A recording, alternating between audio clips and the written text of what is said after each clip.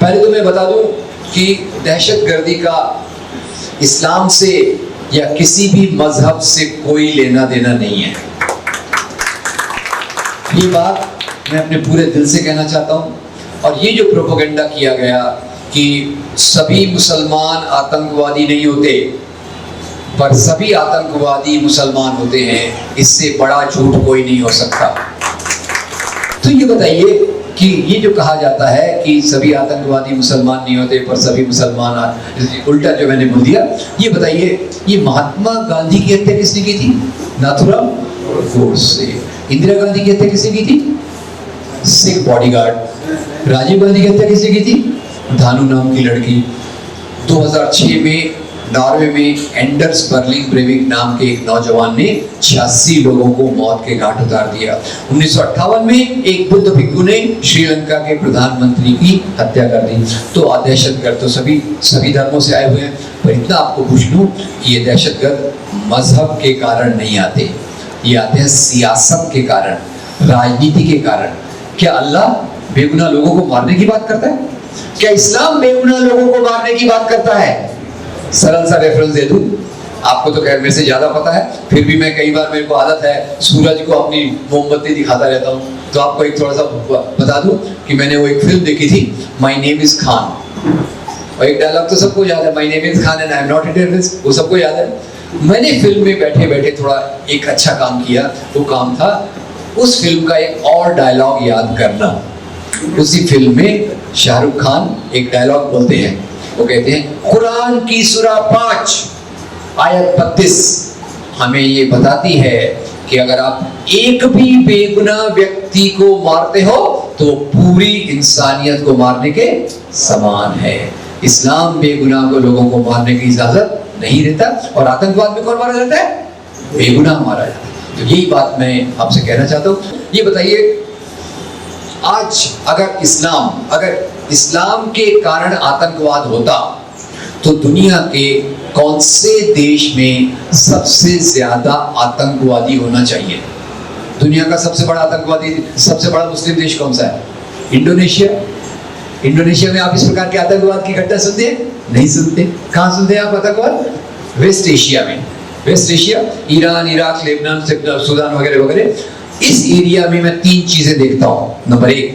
Number एक, यहाँ इस्लाम के मानने वाले ज्यादा हैं, राइट रॉन्ग। नंबर 2, इसी एरिया में तेल के कुएं सबसे ज्यादा हैं, राइट। नंबर 3, इसी एरिया में आतंकवाद सबसे ज्यादा है, राइट। तो बताइए, आतंकवाद का संबंध तेल से है या इस्लाम से है? तेल से है। सबको दिखता है, पर जो नहीं देखना चाहते उनको कैसे दिखेगा? और जो मैं जिस खतरनाक बात की कर रहा था वो बात ये है, 9/11 के बाद अमेरिका ने एक और खतरनाक काम किया जिसको मैं मानवता के खिलाफ सबसे बड़ा अपराध मानता हूं। वो काम क्या था?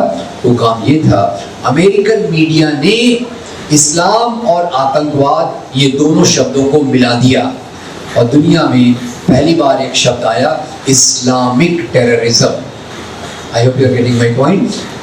इस्लामिक टेररिज्म शब्द को इजाद करना, बनाना, गढ़ना, ये मैं मानता हूं कि मानवता के खिलाफ सबसे बड़ा अपराध था, और वो अपराध की सजा आज मुस्लिम समाज भुगत रहा है। पंडित जवाहरलाल नेहरू, मोहनदास करमचंद गांधी, मौलाना अबुल कलाम आजाद, एनी बेसेंट, नेताजी सुभाष चंद्र बोस, इस तरह के लोग थे जो मानते थे कि भारत सभी का देश है।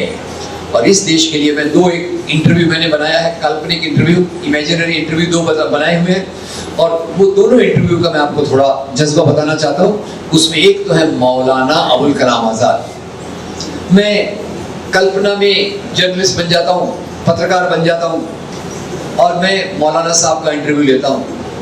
मैं मौलाना साहब को पूछता, मौलाना साहब आप तो इतने अच्छे मुसलमान हैं, आपने कुरान का तर्जुमा किया है जो बहुत बेहतरीन है, तो आप मुस्लिम लीग क्यों नहीं ज्वाइन करते?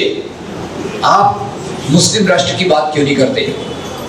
तो मौलाना साहब का जवाब कुछ ऐसा होगा, वो मुझे कहेंगे, बरखुरदार, मुस्लिम लीग और मुस्लिम राष्ट्रवाद लोगों को बांटने की बात कर रहा है। मेरा इस्लाम तो इंसान से इंसान को जोड़ने की बात कर रहा है। मैं इस रास्ते पे कैसे जा सकता हूँ। दूसरा एक इंटरव्यू लेता हूँ मोहनदास करमचंद गांधी का। मैं उनको कहता हूँ, महात्मा जी आप तो एक हिंदू हैं, तो आप हिंदू महासभा क्यों नहीं ज्वाइन करते? हिंदू महासभा नहीं तो आरएसएस ज्वाइन कर लीजिए। अब खैर उनको उस समय पता नहीं होगा कि आरएसएस वाले, आरएसएस का ट्रेंड एक व्यक्ति उनके मर्डर करने वाला है। तो खैर आप आरएसएस क्यों नहीं ज्वाइन करते? तो वो कहते हैं मेरा हिंदू धर्म मुझे वसुधैव कुटुंबकम सिखाता है। मेरा हिंदू धर्म सिखाता है कि दुनिया, भारत ही नहीं, इस पृथ्वी पर रहने वाला हर एक व्यक्ति मेरे परिवार का भाग है। और आरएसएस ये बांटने की बात करती है, हिंदू राष्ट्र की बात करती है, इसलिए मैं ऐसे संगठन को ज्वाइन नहीं कर सकता। याद रखिए, आजादी के आंदोलन में हिंदू, मुसलमान, सिख, ईसाई, पारसी, जैन, बुद्ध, यहूदी सभी लोगों ने कंधा मिलाकर अंग्रेजों के खिलाफ संघर्ष में हिस्सा लिया, जिससे हमको आजादी मिली। आज जो नफरत फैलाई जाती है, इतिहास का सहारा लिया जाता है, दुनिया के आतंकवाद का सहारा लिया जाता है, लोग ये भूल जाते हैं कि भारत वो देश है जहाँ हिंदू, मुसलमान और बाकी धर्म के लोग प्यार से, मोहब्बत से, सदियों से मिलजुल कर रहे। और मैंने सोचा ये उस्ताद बिस्मिल्लाह खान है क्या, तो पता चला वो शहनाई वादक। शहनाई कहाँ बजाते थे? हिंदुओं के पवित्र शहर वाराणसी में। हिंदुओं के पवित्र शहर वाराणसी में हिंदुओं की पवित्र नदी गंगा के किनारे हिंदू मंदिरों की सीढ़ियों पर बैठकर शहनाई बजाने वाला ये उस्ताद, ये भारत की एकता का प्रतीक है, हिंदू मुसलमानों की एकता का प्रतीक। यही वो जगह है जहां दरगाह पे हिंदू भी जाता है, मुसलमान भी जाता है। संत कबीर को मानने वाले, संतों को मानने वाले हिंदू भी हैं, मुसलमान भी हैं। गांधी जी के पीछे चलने वाले हिंदू भी थे, मुसलमान भी थे, ईसाई भी थे। तो इस देश में जहां हमको मोहब्बत से रहने का हमारे खून में है, हमारे दिमाग में है, वहां ये नफरत की राजनीति अंग्रेजों के आने के बाद से आई।